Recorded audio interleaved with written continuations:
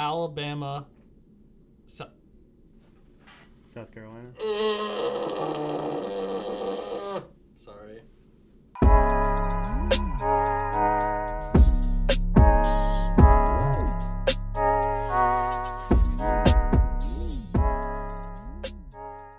Welcome back. Episode number 6, Helmet to Helmet Podcast. I'm Zach or Berserk, joined by Luke as always. Let's just go straight into business. No messing around. College football weekend. Fantastic weekend for me. 7-1 on the Berserk bets, as we all saw. NDSU absolutely destroyed South Dakota State. I was absolutely right on the give me whatever the spread is, don't care. Don't really need to talk about the Iowa State BYU game. Anything point out to you this weekend? Well, biggest game probably. Two biggest games: Ole Miss, Oklahoma, and Missouri, Vanderbilt. Kind of figured, I kind of went how we thought they would. Ole Miss and Vanderbilt winning. Both of those teams are now in the top 10. Ole Miss is already in the top 10, but Vanderbilt is now number 9. Missouri falls to 2 losses in 19. They're probably done. Yeah. That's pretty much what. And their Prabula got hurt too. Who? Their starting quarterback, Bro Prabula. He was the old Penn State backup. He got hurt.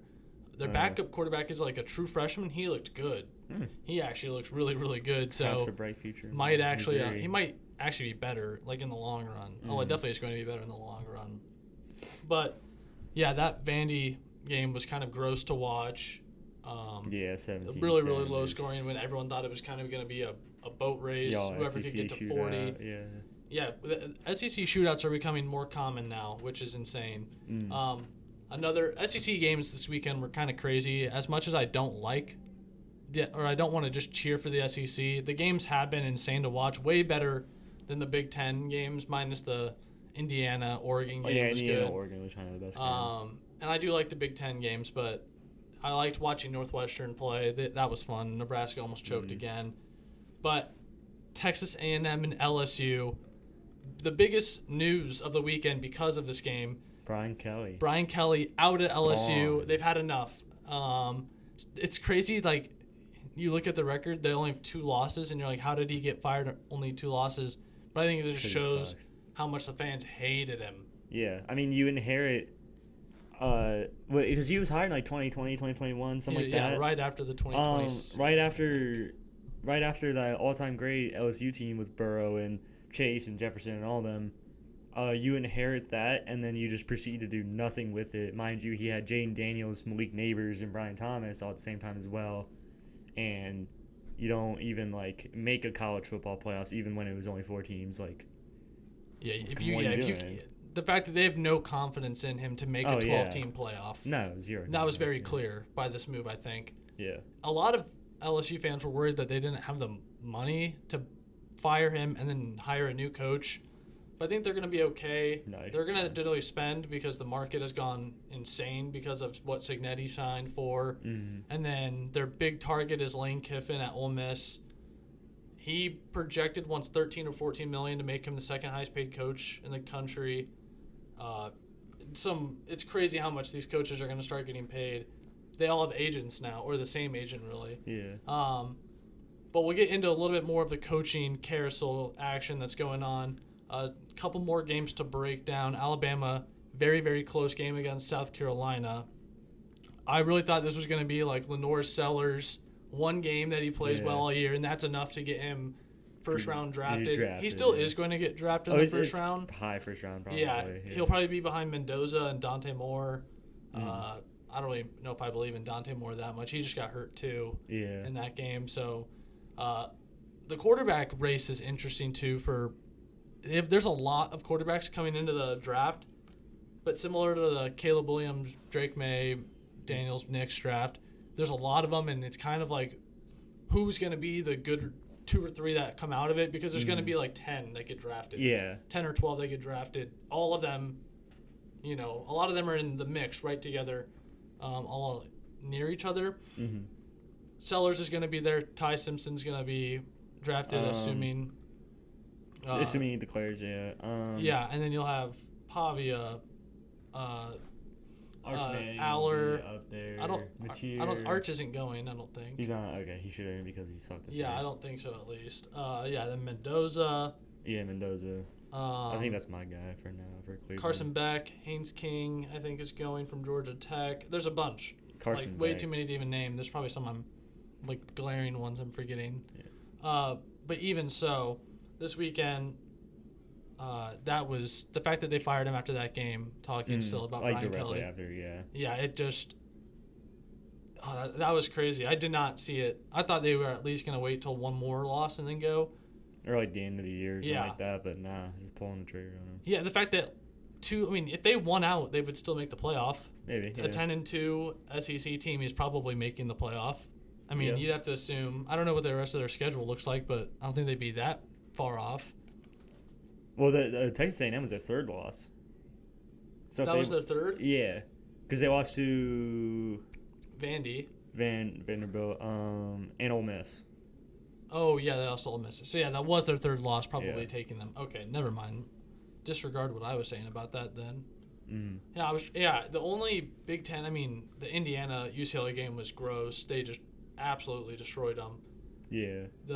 That looked like the UCLA team that played the first 3 games of the season, not the one that had beaten Penn State and all that. Yeah, that's just Indiana's just not good this year. They're just tearing people apart. Yeah, the Big 12, the teams in the Big 12 that needed a win for the playoff won. So Cincinnati, BYU, Texas Tech, Houston. Houston had a big win, and the Big 12 now puts themselves in a good spot. Them and the ACC are in weird. One conference is going to get 2, and one will probably get 1. Yeah. And who that's going to be. Miami's probably going for the ACC. I would assume Miami's in because of what they accomplished early on in the year. If they went out, then also, Virginia had a close game. They went to overtime versus North Carolina. Insane. Georgia Tech, they're still undefeated, so you can't count them out. So I don't know how those 2 conferences are anybody's race, but I think A&M's in firm control of the SEC, doing what you did in Death Valley at night. Not a lot of teams do that to LSU in history. Not even just under, forget Brian Kelly, at all ever. Even under Brian Kelly, they really had not lost at home at night. It's still a protected thing. And the fans seemed like they're very, very happy to get rid of him. But it sets up the craziest coaching carousel in a long time. There's already 10 Power 4 jobs open with expected to have 4 or 5 more. Very, very scared Iowa State's going to lose Matt Campbell this year. It's probably the time. And I swear on my life, if they hire Brian Kelly, I'm done. As a fan. I'm done as a fan. I'm done as a fan of that football program if they hire him. They won't. Probably not. I feel like he's going to have to go to somewhere really small. Someone was trying to troll Iowa State fans on Twitter and be like, and say that we'll get James Franklin, and I'm like, I would take James Franklin. I think I said that before that I would take James Franklin over Brian Kelly especially. I would take James Franklin over a lot of the current ones that are of the fired coaches. I would. Yeah. He's the best. He's the best one to have. Yeah. He just had a bad year. Yeah, he gets a lot of crap, but his brain broke after that Oregon loss. Oh yeah. If that Oregon game was after the Northwestern and UCLA game, they don't lose those 2 games. No, yeah, and Iowa, they lost because their brain melted. Yeah. Oregon melted their brains. Yeah. They forgot how to play football. They still haven't won a game. Did they? I don't think they've won since Oregon. No. Did they not play over the weekend? I'm not sure. Yeah. They could have had a bye week. And they play Ohio State coming up this next weekend, which is you cannot be excited for. That's going to be a funny game. I mean, it's funny that going into the year, that was going to be looked as, they didn't play Penn State this weekend. That was looked as Ohio State's test. Yeah, it's Ohio State versus Penn State every year. It's crazy how preseason Ohio State's schedule looked pretty difficult. Everyone's like, oh yeah, it's pretty Washington. Good. Yeah, Washington looks good. They beat Illinois. Mm-hmm. They kind of just Illinois looked good. Illinois, not Penn State. Not that good. Michigan got a big win over Michigan State. Wisconsin, sure hope so. Close game against Wisconsin and Oregon. Yeah, 7-21 final score. I don't think Wisconsin fans even care, though. No, Fickle's probably gone at least. He at the needs end of to the be. year. But yeah, crazy that Cincinnati is good and Luke Fickle he's not. He's not good. I really, you gotta it sucks for those coaches in that time period because then like the question gets asked of like, oh, were they a good coach or did they just get lucky with a recruiting class or a couple recruiting classes? That happens a lot more in like Florida, California, and Texas teams that are really good, like the mid majors. Yeah. But yeah, right now everybody is saying that Tulane's coach is going to get poached. I would assume that like it's essentially just going to be poach the top American conference coaches. So Memphis, USF, North Texas, Tulane. Yeah. Probably Alex Golish maybe at USF doesn't get a call because the two big games that they've lost. Yeah. I mean, they beat Florida and that was like kind of an upset. But Miami and Memphis, they were like their big games. Like you could really do something here if you win, like do something special. And they lost both of them. And it's easy to get kids to come play for South Florida, I would imagine. Oh, yeah. Like, oh, yeah, you get to live in I think South Florida's in Tampa. Like, yeah, you get to live, like, right outside Tampa. You get to play, I'm pretty sure they play at Raymond James Stadium where the Bucks play. Oh, or they used to, at least. Yeah. So, yeah, probably easy to get kids to come there versus, like Tulane. Actually, that's in New Orleans. Yeah, looking at how South Florida lost. End of the third quarter, they're up 31-17. And it was a great game. I watched so much college football over the weekend, probably more than I have all year. And you go scoreless in the fourth quarter and allow 17 points. Like, yeah, that's some Giants crap. Ole Miss looked really, really good too. Especially, I did watch that game, Ole Miss, Oklahoma. Yeah, it looked like going into the half, like they were just going to dominate this game, and they kind of gave it up in the third quarter, and then came right back in the fourth, pulled out the huge win, a signature road win for Ole Miss because they typically do not win those types of games on the road. But they got that one. I don't really think Oklahoma's as. If Oklahoma was not in the SEC, they would not be talked about as good. No, Oklahoma cannot run the ball. They benefit heavily from the fact that they play in SEC school every week. Yeah. Like I don't think they're. I think Michigan looks a lot better now than Oklahoma does. Like consider they played each other earlier in the year. September 6th, yeah. Yeah, I think you would have to say Oklahoma's season has gone better than Michigan's, but Michigan as a team looks better right now, I would say, than Oklahoma. Yeah, just trying to watch Oklahoma run the ball is sad. And when John Mateer can't carry a one-dimensional offense, which is extremely difficult, like, they just lose. It's sad. Did Mississippi State, poor school. I mean, they were up at the end of the third quarter against Texas. They find themselves winning 31-14, and they lose in overtime 45-38. I mean, that's heartbreaking. Come on. They haven't won a conference game in like over 2 years. So sad. That was they're not even a bad team either. All their losses have been like, the loss to Florida was close. This loss was close. They got kind of beat bad, I think, by Texas A&M. But other than that happens to a lot of people. Happens to. I'm just a closet A&M fan. I don't know why. It just happened this year. I like Marcel Reed, but yeah, I'm trying to think of what other coaches. Like I'd have to assume Hugh Freeze at Auburn gets fired. Fickle at Wisconsin. I'm trying to think. There's question marks about Stoops at Kentucky getting fired. It's just if they care enough about their football program to even do it. I hear Louisville's coach is going to get offers. Every team is going to. Drinkwitz at Missouri is going to get offers. The dude at Coach Lee at Vanderbilt's going to get offers. Michigan should hire someone else, but I hope they keep. Should. I hope they keep Sharon Moore because he sucks. Sharon Moore has not lost to Ohio State yet. You can go and win. No, Ohio State. Yeah, okay. He's going to this year by a lot. New segment. Calling it Boils My Milk. And what is boiling my milk this weekend, and it will continue to in the future, is college students at schools that are not in just ruin doing the shirts off student sections. It's not organic anymore. It's staged. It's forced. The horse has been beaten. It's dead already. it was funny when Oklahoma State did it because they're bad, they're real bad, and they also looked up and found out that Indiana did it once in like 2020 or 2021, which they were real bad then, so they can do it, and they can do it now in retrospect that they're good. That's a funny take on it is like that now we're good, we can do it. But I mean, I saw schools at like 500 programs doing it, and I'm like, you're not bad. Yeah, you're not terrible. Oklahoma State lost to Tulsa. That doesn't happen. They can, throw those shirts up. Like, and it's funny because Oklahoma State, like, they're in the middle of, they're in Stillwater, which is not in the middle of nowhere, but they're essentially just in a desert state, and they're just flailing their shirts around. That's funny. But yeah, too many schools doing it now. It's lost the plot. I'm tired of it.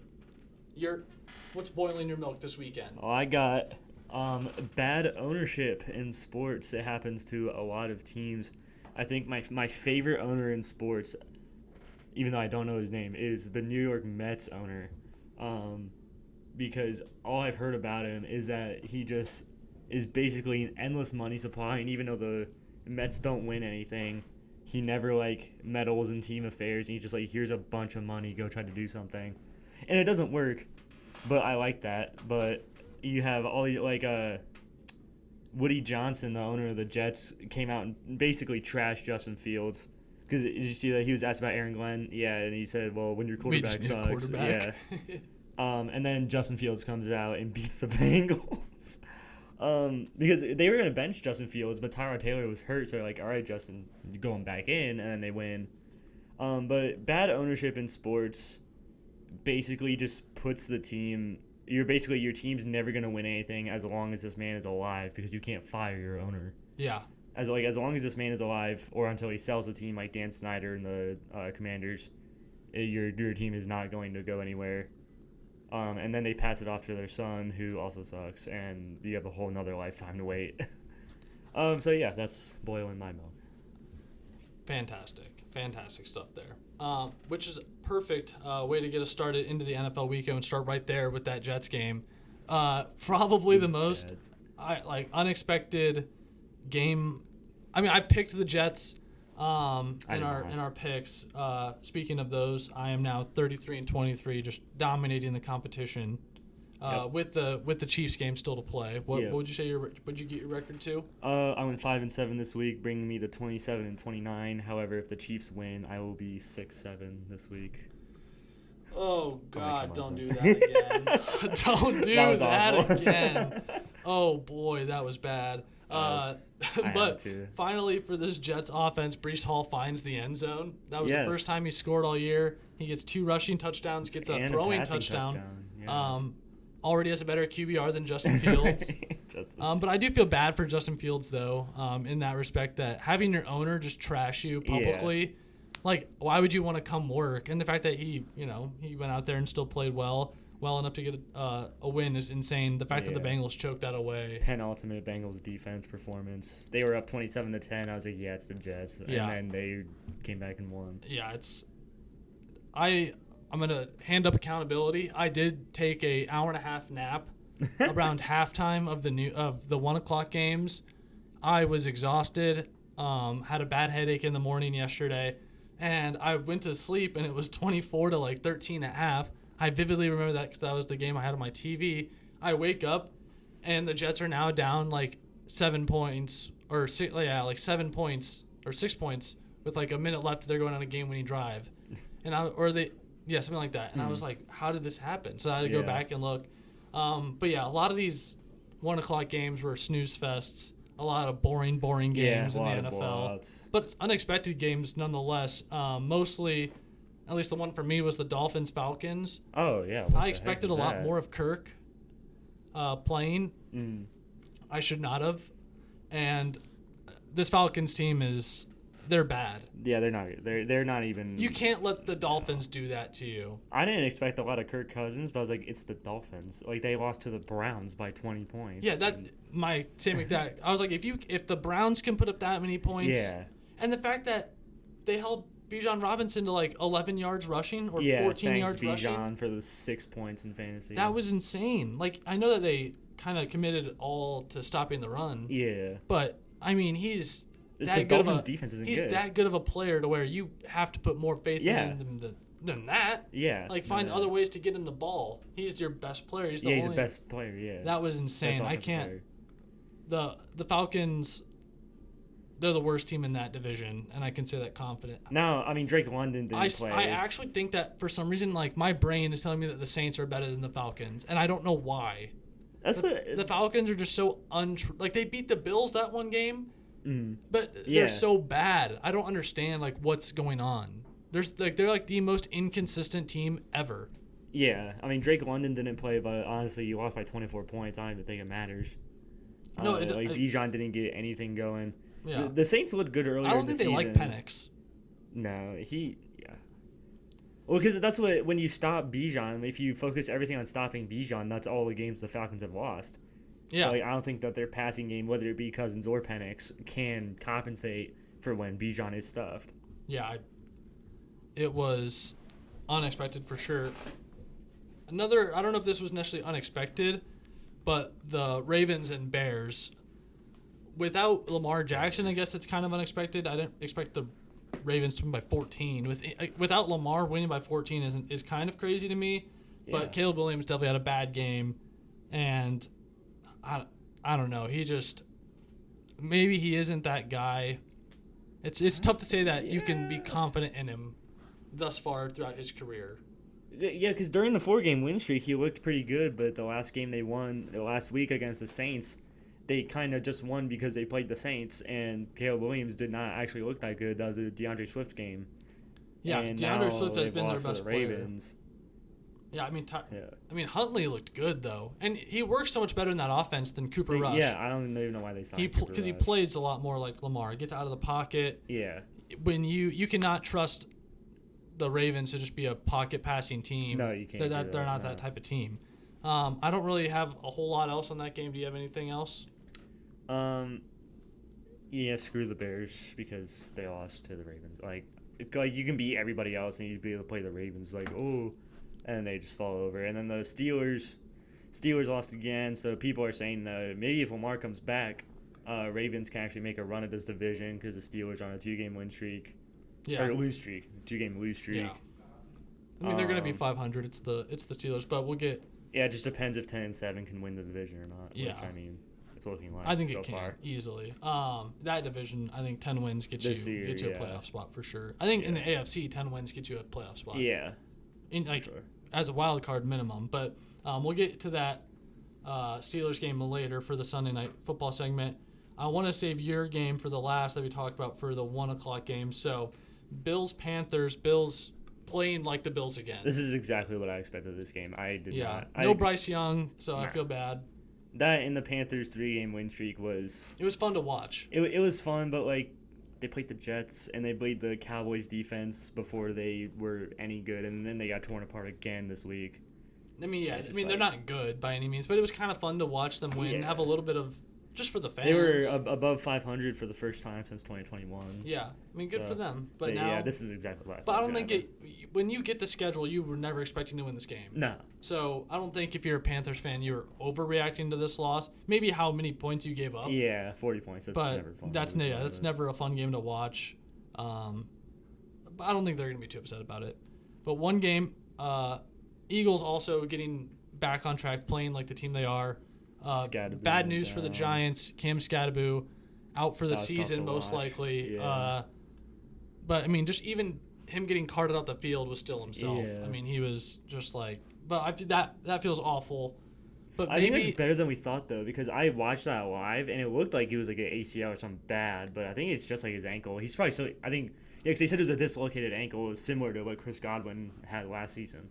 So he's still gone for the season, but it's not like... Yeah, as bad as it could have been. The one good thing, if you're a Giants fan, you weren't going to make the playoffs or have a run this year, so maybe just keep the tread off the tires for Cam. Yeah, don't let him get a bad injury if you or just play meaningless reps at the end of the football year this year because the last 3 weeks of the season, the Giants probably going to be out of playoff contention, and then he's just hitting people for no reason. Yeah, just putting tread on him. So maybe you can look at that as a somewhat bright side, maybe prolong the CTE that he's eventually going to get. But other than that, you can't really feel too good about your with him and Malik Neighbors out for season. Yeah. I would assume Cam's out for season. I doubt he comes back. You can't feel too good about your season. The same thing. I feel very similarly in the Texans 49ers that I don't like either of these teams, and I don't expect them to do anything. The 49ers are so hurt. They have no defensive line. They have no linebackers. Teams will have all day to throw on them now. Yeah, this is what I noticed in this game, especially in the first half. The 49ers had like 3 minutes of possession in the first half. The Texans ended with 41 minutes of possession. When CJ gets time to throw, he's one of the better quarterbacks in the NFL. Like, you can see, like, this stat line, 30 for 39 with 318 yards. Yeah. And just throwing up bombs to the Iowa State receivers. Iowa State receivers get 2 touchdowns in that game. I think the injuries are just catching up to the 49ers. They couldn't stop the Texans. The Texans are getting first down. Their defense. Yeah. Like last year, it was the offense was so hurt. This year, it's the defense. Yeah, and Bosa and Warner out. With that, and their one of their other D linemen is out. They have no pass rush. Yeah, they can't pressure anybody. Yeah, and that's how teams were beating the Texans, was just heavy pass rush. Yeah, because their O-line's trash. Yeah, and you're not going to do that anymore. Yeah. So that sucks for them, but. Do you want to take it away? Browns, Patriots, baby. So, as I said last week, my players to watch were the rookies, Mason Graham and Carson Schwessinger. I don't exactly know how Mason Graham did. I don't think he probably just played his game. Schwessinger, however, did have the big interception off of Drake May in the beginning of the game when it was close. And he played well. Unfortunately, news broke this morning. He has a high ankle sprain and will miss 4 to 6 weeks. I'm dropping the Browns defense in fantasy because he was holding that together. He was awesome. But the big man, Myles Garrett, 5 sacks in a game. I saw Myles Garrett is the first player since 1955 to have I believe it was 5 or more sacks for 35-plus lost yards.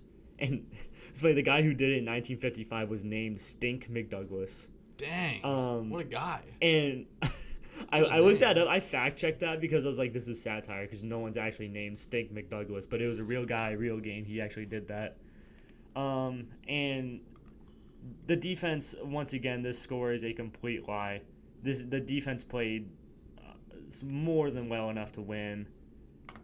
They did a lot of stat padding near the end. They got a safety. Dylan Gabriel threw 2 interceptions, one being a pick 6. That's not cool. And then the other interception set up the Patriots on like the 15-yard line. So the defense can't really do anything. Quinshon Judkins couldn't really get anything going. We only gave him 9 carries.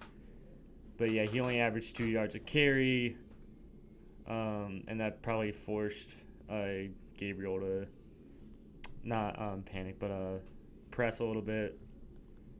Why is Shador not playing? Because he's not good at football.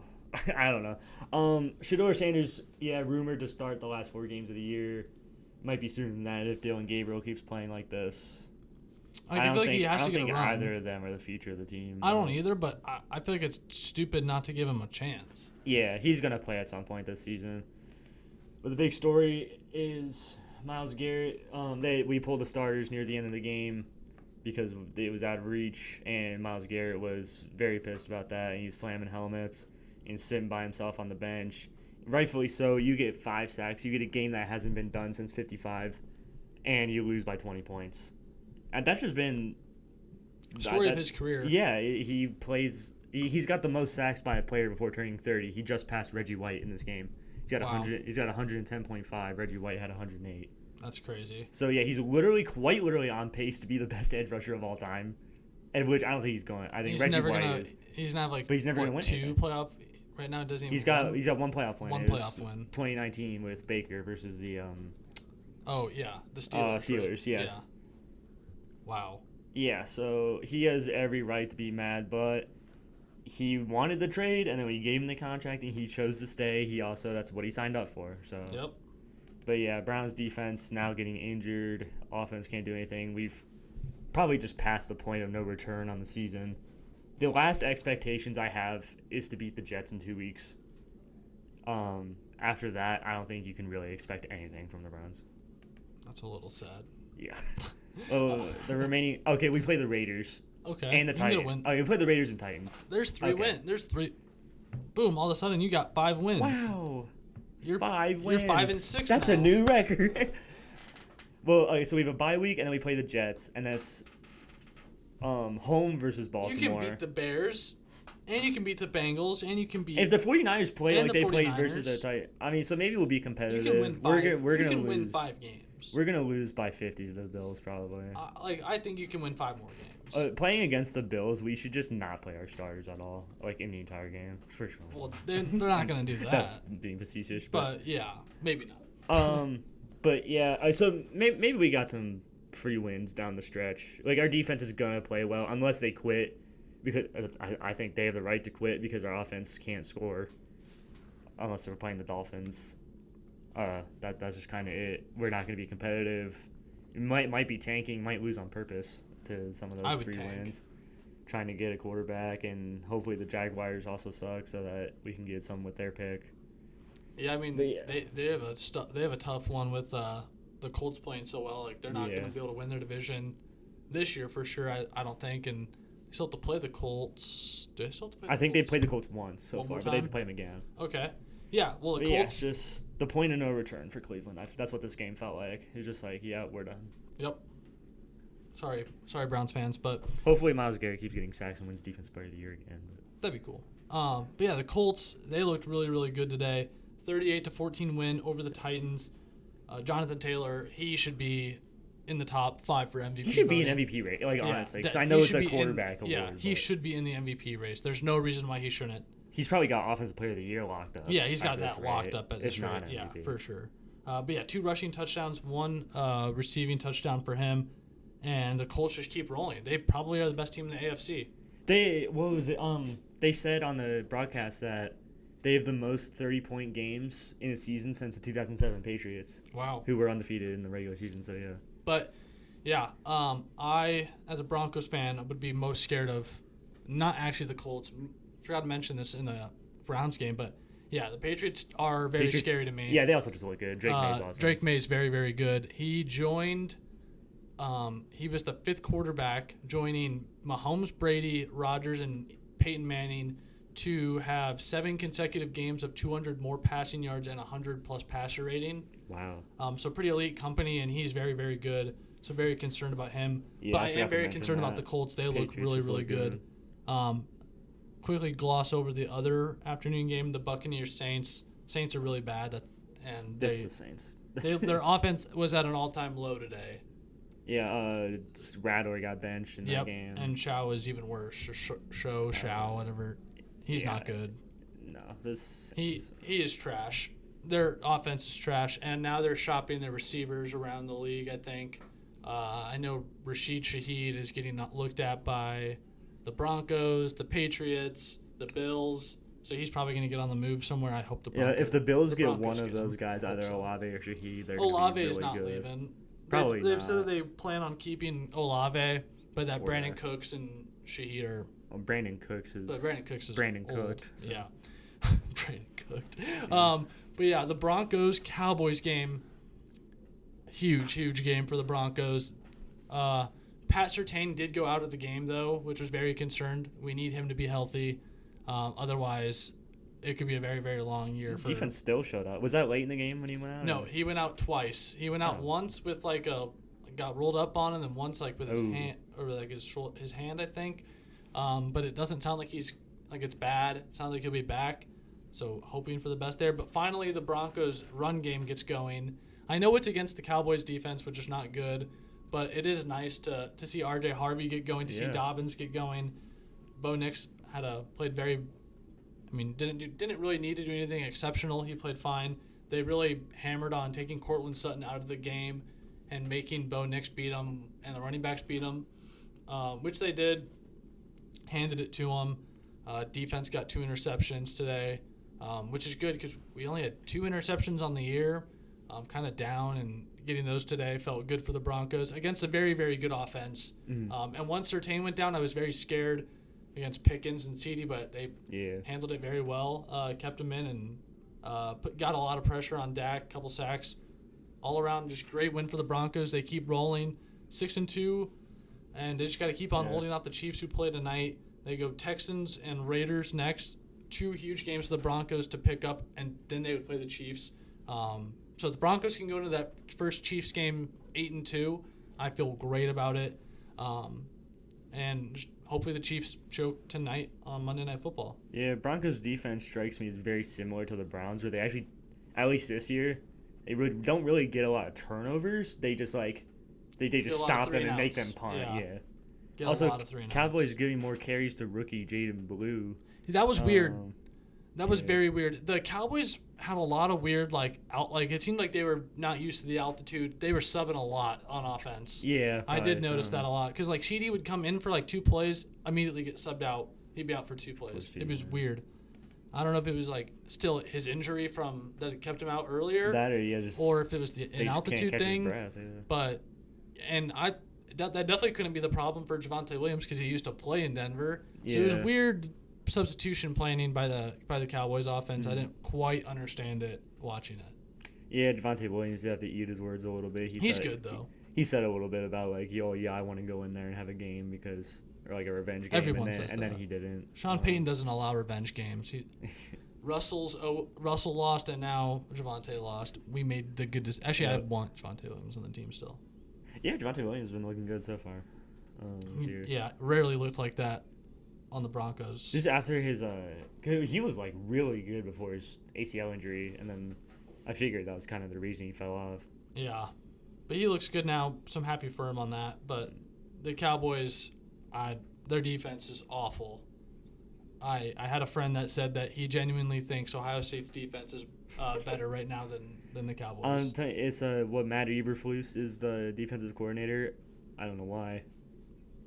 These people hire these terrible coordinators and they're like, oh wow, that's bad. Yeah. Who could have thought? That was a weird hire. It's a Matt Nagy at OC for the Chiefs that I've mentioned before. Is telling me someone who sucks at running offense makes your offense worse? Wow, I couldn't have told you. Yeah, the only exception would be Mike McDaniel. He's going to be a great offensive coordinator. Great offensive coordinator. I would love, although Sean Payton would never hire him, but I would love to have him. But Sunday Night Football, let's get right into it. Last game that we're going to cover today, Packers-Steelers. I really thought the Steelers were going to win that game. They looked so primed for it. It was all the narratives, Aaron Rodgers, and Tucker Kraft is so good. On National Tight End Day. Yeah, I played against him in fantasy. Yeah, he's their best receiving option for sure. Probably by far over Dobbs. Christian Watson made his debut. Mm-hmm. I only saw him really get one big catch, but Tucker Kraft is insane. Yeah, the Steelers' offense gets kind of hard to watch when it doesn't perform well because it's just the same. The ball never gets thrown more than 15 yards down the field. DK can't be happy with. No. Yeah. No wonder Pickens was losing his mind there. Because Pickens was already a little in the head, and then he went to Pittsburgh, and. I mean, that would just drive me insane. It's just it's a pass to one of the 3 tight ends, a 5-yard out or a 3-yard out route, or it's a screen pass to the running backs, or it's a pitch to the running. It's the same thing every time. It's so boring. But when it works, it's okay, it's the Steelers. It works. Who cares? It's the standards. And Chris Boswell's got a leg on him. Oh, yeah, dude, Boswell. Love Chris Boswell. If only there was more accurate Chris Boswell in the NFL, if you know what that means. Yeah, I need to go with my gut because we actually skipped over this, but the Vikings got walloped by the Chargers on Thursday. Oh, yeah, that game. And I originally picked both the Chargers and the Packers, and then I switched, and that was not a good idea. Yeah, so I need to not switch anymore. I still don't trust the Chargers. Their offensive line's bad. Joe Alt came back, and then he kind of tweaked it again, but I think he finished the game. Yeah. So at least he's probably gonna be back and healthier soon. In Broncos terms, I don't get nervous about the Chargers as much. We choked that game against them early in the year, and that was when they were mostly healthy too. Yeah, they were pretty much all healthy. I don't feel the same way about them now. And when Surtain's healthy, he shuts down Keenan Allen every time now. So I'm not too concerned about that. But Really need the Chiefs to just choke one of these games. Maybe I need to pick against them. But they have Bills next weekend after the Commanders, so very different schedules between them and the Broncos. But then they have a bye until the Broncos game, so it's gonna be a while until that game. But the Broncos just need to keep going. Chiefs, I need 5 points, 5 fantasy points from Bill tonight. I cannot believe I won in fantasy with I had to play Justice Hill and Tyjae Spears at running back. Tyjae Spears, yeah. Tyjae Spears won. Yeah, shout out to Tyjae Spears, one of the few bright points of, not even a bright point, just a part of the Tennessee offense. One of the players. I don't think Cam Ward is that guy either. I mean, it's hard to tell though. They're that bad. It's so hard to tell because watching him, it's like, yeah, there's something here, but then he just gets sacked 8 times per game. And then there's a rumor that Sark from Texas is going to go to the Titans. He's not even good at Texas. Yeah. I mean, maybe the NFL would be different. Texas college and the NFL is usually very different. Yeah, it's like Matt Rule was a good college coach and he went to Carolina and was terrible. Nick Saban was awful in the NFL. Yeah. Urban Meyer was bad. Oh, Urban Meyer. I forgot Urban Meyer even coached in the NFL. That was so bad. Yeah. Sometimes it works. I don't know, pretty rare though. They're two very different sports. It's got to be super rare. Like recruiting is a whole different. Like Bill is not turning out well. Like you can be a good recruiter. Like you could be a college coach, and your whole thing is I'm a good recruiter, and then that in the NFL that means absolutely nothing. Like that just means nothing. So,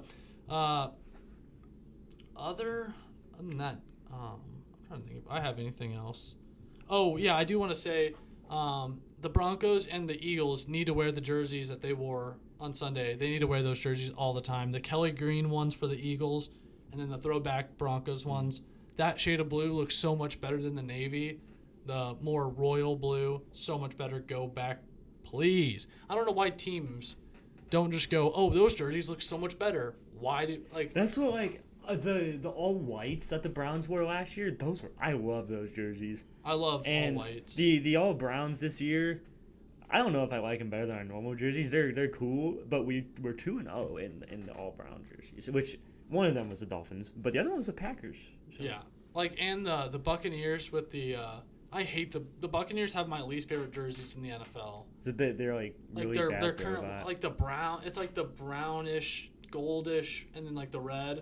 Like I hate their pants. Oh yeah. The pants just drive me insane compared to how cool like the white and creamsicle orange ones are. Oh yeah, those are awesome. They look bad. They look bad back in the day, but they look good like the renovated version. Yeah. Because it's like tighter now. It looks a lot nicer. And the teams need to go back to. I don't know what was so bad about some of these jerseys. Yeah. I like the Broncos. The Broncos logo isn't horrible, but I hate the navy blue instead of the royal blue. That's also boiling my milk this week. But I think that is just going to about wrap us up. Do you have anything else on your mind this week? Well, when I said I need 5 points from Bill earlier before the 4 o'clock games, I think I had a 36% chance to win that game. And now if I get 5 points from Bill, I will. Shout out to Jordan Love for doubling his projections. Also, when we're talking about Mike McDaniel going back for coordinators, that's a fun fact. Kyle Shanahan and Mike McDaniel were both on the Browns' offensive staff at one point. Huh. I was in the Johnny Manziel era, I think, because I think Johnny Manziel flipped off Kyle Shanahan. I think he was in that famous picture, so that was funny. And Bill Belichick and Nick Saban were on the same when Bill Belichick was head coach of the Browns in the 90s. Oh yeah. Nick Saban was a DC, didn't win anything with them. They went on to move to Baltimore and win with the Cleveland's players, and yet it doesn't. I'm just rambling now. Yeah, there's nothing else. All right. I can complain all day. Well, yeah. Tune in later this week. We'll have our predictions episode out on that. Yeah, we will do predictions later this week. Yeah. Go enjoy the sun. Touch grass. We'll see you later. If there's any sun. But, nope. Yeah. No sun this week, but go touch grass. Yep.